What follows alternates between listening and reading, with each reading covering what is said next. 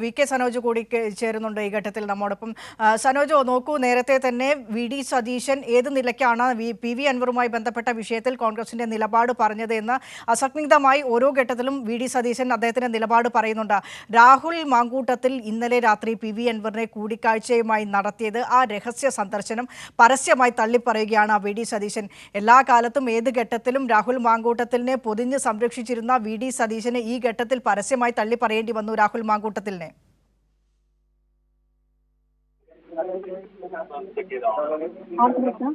കേൾക്കാമോ? സനോജ്, കേൾക്കാം. നിലമ്പൂർ മണ്ഡലത്തിൽ പരാജയ ഭീതിയിൽ കൊണ്ട് വലിയ വെപ്രാളമാണ് ഇപ്പോ ഈ UDF ഭാഗത്ത് ഉണ്ടായിക്കൊണ്ടിരിക്കുന്നത്. അപ്പൊ യഥാർത്ഥത്തിൽ രാഹുൽ മാങ്കൂട്ടം പോയത് വി ഡി സതീശന് വേണ്ടി അൻവറിന്റെ കാല് പിടിക്കാനും മാപ്പ് അറിയിക്കാനുമാണ്.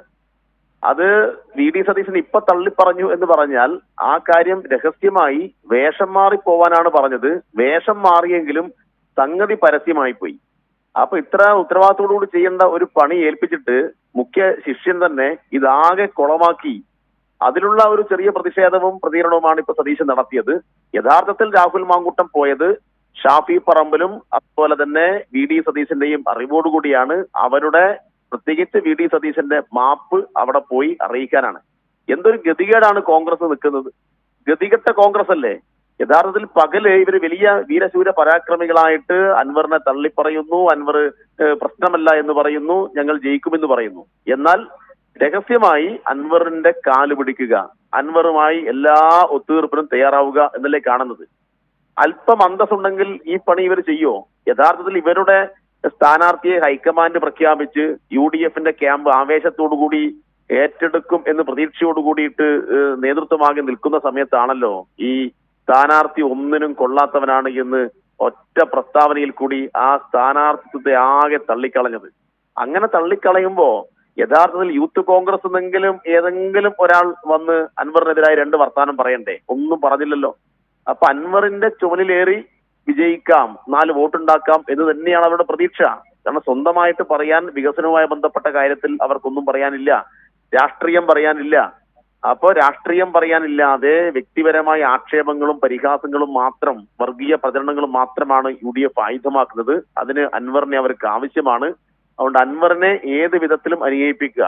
മറ്റൊരു കാര്യം കൂടി ഉള്ളത്, അൻവറിന്റെ പത്രസമ്മേളനത്തിൽ ഇന്നലെ പറഞ്ഞൊരു കാര്യം നമ്മൾ പ്രത്യേകം ശ്രദ്ധിക്കണം. അൻവർ പറഞ്ഞു, എനിക്കിപ്പോ ഷർട്ടും മുണ്ടും ഇസ്തിരി ഇടാൻ പോലും പൈസ ഇല്ല, ഷർട്ട് അലക്കാൻ കാശില്ല എന്നാ പറഞ്ഞത്.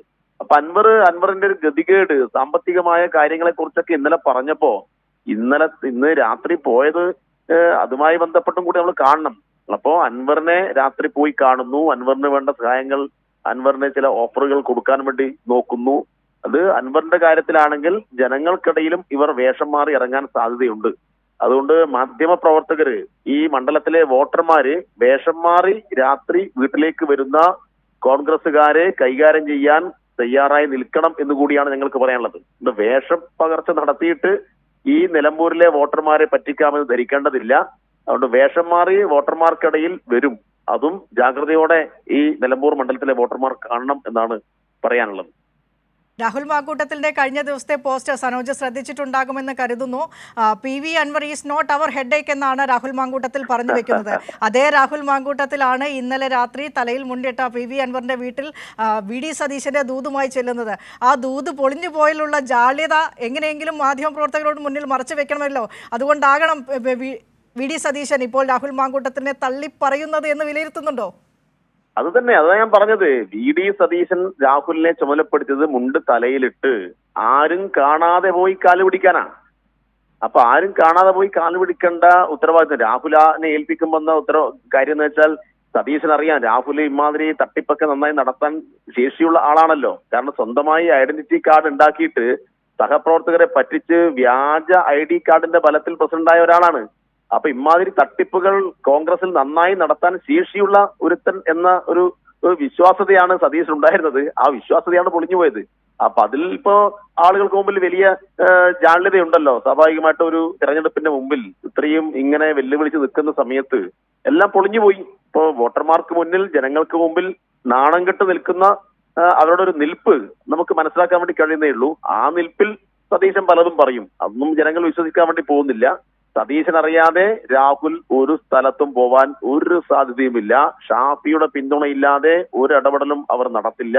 ഷാഫിയും സതീശനും ഈ രാഹുൽ മാങ്കൂട്ടവുമാണ് ഒരു പുതിയ ഗ്രൂപ്പിന്റെ നേതാക്കന്മാർ. ഇതിൽ കടുത്ത അതൃപ്തി ചെന്നിത്തലക്കും മുരളീധരനും UDF-ലെ കുഞ്ഞാലിക്കുട്ടി ഉൾപ്പെടെയുള്ള നേതാക്കൾക്കുമുണ്ട്. അതെല്ലാം നമുക്കറിയാവുന്ന കാര്യമാണ്. അപ്പോൾ തീർച്ചയായിട്ടും കോൺഗ്രസിൽ വലിയ പൊട്ടിത്തെറിയാണ് നടന്നുകൊണ്ടിരിക്കുന്നത്. അതിൽ നിന്ന് തൽക്കാലം രക്ഷപ്പെടാനാണ് രാഹുലിനെ തള്ളിപ്പറഞ്ഞുകൊണ്ട് ഒന്നാം നമ്പർ ശിഷ്ടിനെ തള്ളിപ്പറഞ്ഞുകൊണ്ട് സതീശന്റെ പുതിയ നമ്പർ. ഈ നമ്പറൊന്നും ഏശാൻ പോകുന്നില്ല. സനോജ്, ഏതായാലും PV അൻവർ ഒറ്റയ്ക്ക് മത്സരിക്കാമെന്ന ധാരണയിൽ എത്തിയിരിക്കുന്നു. TMCയുടെ പാർട്ടി ചിഹ്നത്തിൽ തന്നെ ഒറ്റയ്ക്ക് മത്സരിക്കുമെന്ന PV അൻവർ അല്പസമയത്തിനകം പ്രഖ്യാപിക്കാനിരിക്കുകയാണ്. അപ്പുറത്ത് BJP കാൻഡിഡേറ്റിനെ പ്രഖ്യാപിച്ചു കഴിഞ്ഞു. മുതിർന്ന കേരള കോൺഗ്രസ് നേതാവാണ്, മുൻ കേരള കോൺഗ്രസ് നേതാവിനെയാണ് BJP നിലമ്പൂർ മണ്ഡലത്തിൽ കാൻഡിഡേറ്റ് ആയിട്ട് ഇറക്കുന്നത്. ഇപ്പുറത്ത് M സ്വരാജ് വന്നതോടുകൂടി വിരണ്ടുപോയ UDF ക്യാമ്പ് ടോട്ടൽ മൊത്തത്തിൽ അവിടുത്തെ നിലമ്പൂരിലെ ഒരു പ്രചാരണ ചിത്രം, മത്സര ചിത്രം തെളിഞ്ഞു കഴിഞ്ഞു. ഏത് രീതിയിലായിരിക്കും ഇനി മുന്നോട്ടുള്ള പ്രചാരണം?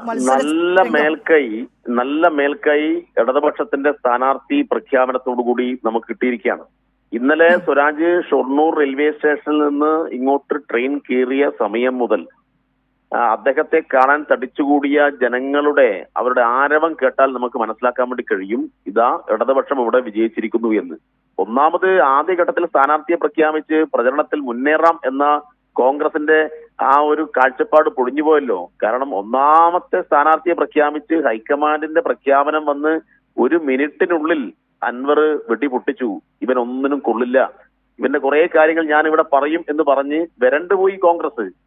അപ്പോ സ്ഥാനാർത്ഥിത്വം ആദ്യം പ്രഖ്യാപിച്ചത് കൊണ്ട് ഒരു നേട്ടവും ഉണ്ടാക്കാൻ വേണ്ടി കഴിഞ്ഞില്ല. മാത്രമല്ല കോൺഗ്രസിന് ഇവിടെ നേരത്തെ തന്നെ 3 സ്ഥാനാർത്ഥികളാണ്. ഒന്ന് VS ജോയിയാണ്. VS ജോയി ചെറിയ ആളല്ല. ഇവിടെ കോൺഗ്രസിൽ നിർണായകമായ സ്വാധീനമുള്ള VS ജോയി. അപ്പൊ VS ജോയി നേരത്തെ തന്നെ വോട്ട് പിടിക്കാൻ തുടങ്ങിയിരുന്നു. ഒരു ഭാഗത്ത് ആര്യാടൻ ഷൗക്കത്ത് വോട്ട് പിടിക്കാൻ തുടങ്ങിയിരുന്നു. ഒരു ഭാഗത്ത് PV അൻവർ നേരത്തെ തന്നെ അദ്ദേഹത്തിന്റെ പ്രവർത്തനം തുടങ്ങിയിരുന്നു. അപ്പൊ UDF-ന്റെ ഭാഗമായി നിൽക്കുന്ന ആളുകൾക്കിടയിൽ കടുത്ത ഭിന്നിപ്പാണ്. VS ജോയി ഇവിടെ പലരുമായും ആശയവിനിമയം നടത്തിക്കൊണ്ടിരിക്കുകയാണ്. ഇയാൾക്ക് വോട്ട് കൊടുക്കാൻ പാടില്ല എന്ന് പറഞ്ഞുകൊണ്ടിരിക്കുകയാണ്. മാത്രമല്ല കഴിഞ്ഞ തവണ ഇവിടെ UDF-ന്റെ സ്ഥാനാർത്ഥിയായി മത്സരിച്ച ആൾക്കെതിരായി ആര്യാടൻ ഷൗക്കത്തിന്റെ നിലപാട് ഇവിടെ ചർച്ച ചെയ്യുന്നുണ്ട്. ആര്യാടൻ ഷൗക്കത്തും സംഘവും പാലം വലിച്ചത് കൊണ്ടാണ് കഴിഞ്ഞ UDF-ന്റെ സ്ഥാനാർത്ഥി ഇവിടെ പരാജയപ്പെട്ടത്. അദ്ദേഹത്തിന്റെ പിന്നീട് അദ്ദേഹം മരിച്ചുപോയി. അദ്ദേഹത്തിന്റെ കുടുംബത്തിൽപ്പെട്ട ആളുകളുടെ ഫേസ്ബുക്ക് പോസ്റ്റുകൾ ഇവിടെ സജീവമായി ചർച്ചയാണ്.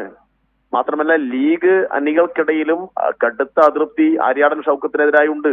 ആര്യാടൻ ഷൗക്കത്തിന്റെ പാണക്കാട് തങ്ങൾക്കെതിരായി നേരത്തെ നടത്തിയ പ്രസ്താവന അതെല്ലാം അവിടെ തന്നെ ഉണ്ടല്ലോ. എത്ര മോശം നിലയിലാണ് ഈ പാണക്കാട് തങ്ങന്മാരെയെല്ലാം ആര്യാടൻ ഷൗക്കത്ത് പറഞ്ഞിട്ടുള്ളത്. അപ്പൊ ആര്യാടൻ ഷൗക്കത്തിന്റെ പ്രസ്താവനയുണ്ട്. നേരത്തെ മത്സരിച്ച മുൻ DCC പ്രസിഡന്റ് ആയിട്ടുള്ള ആളിന്റെ കുടുംബത്തിന്റെ എതിർപ്പുകളുണ്ട്. ഒരു ഭാഗത്ത് VS ജോയിയുടെ എതിർപ്പും അദ്ദേഹത്തിന് സ്ഥാനാർത്ഥിത്വം കൊടുക്കാത്തതുമായി ബന്ധപ്പെട്ട പ്രശ്നങ്ങളുണ്ട്. ഒരു ഭാഗത്ത് അൻവറുമായി ബന്ധപ്പെട്ട പ്രശ്നങ്ങളുണ്ട്. മൊത്തത്തിൽ UDF ഇവിടെ ആകെ ഒന്നും വല്ലാത്ത അവസ്ഥയിലാണ്. അപ്പൊ ആ അവസ്ഥയിൽ നിന്നാണ് ഈ പുതിയ ചില ശ്രമങ്ങളൊക്കെ നടത്തുന്നത്. ഒരു കാര്യം ഇവിടെ ശ്രദ്ധിക്കേണ്ടതുണ്ട്. കടുത്ത വർഗീയ പ്രചരണം, വടകര മോഡൽ ഒരു പരിപാടി UDF ഇവിടെ ആവിഷ്കരിച്ചിട്ടുണ്ട്. അതിന് ലക്ഷണങ്ങൾ കണ്ടു തുടങ്ങിയിട്ടുണ്ട്. ഇപ്പൊ വടകരയിൽ ഇമാതിരി വർഗീയ പ്രചരണങ്ങൾക്ക് നേതൃത്വം കൊടുത്ത സംഘത്തെ ഷാഫിയും സംഘം ഇവിടെ നിയോഗിച്ചിട്ടുണ്ട്. അതുകൊണ്ട് ഈ തെരഞ്ഞെടുപ്പിൽ വികസനം, അതുമായി ബന്ധപ്പെട്ട രാഷ്ട്രീയം, മറ്റു കാര്യങ്ങളൊന്നും അതിൽ ചർച്ച ശ്രദ്ധ കേന്ദ്രീകരിക്കാതെ വർഗീയ അജണ്ടയിലേക്ക് പോകുന്നുണ്ട്. ശബരിമലയും മറ്റേ പലസ്തീൻ വിഷയം ഉൾപ്പെടെയുള്ള കാര്യങ്ങളിലേക്ക് സോഷ്യൽ മീഡിയ വഴി ചർച്ച കൊണ്ടുപോകാനുള്ള ശ്രമമുണ്ട്. അതിനെയും നല്ലതുപോലെ നിലമ്പൂരിലെ ജനങ്ങൾ തിരിച്ചറിയും.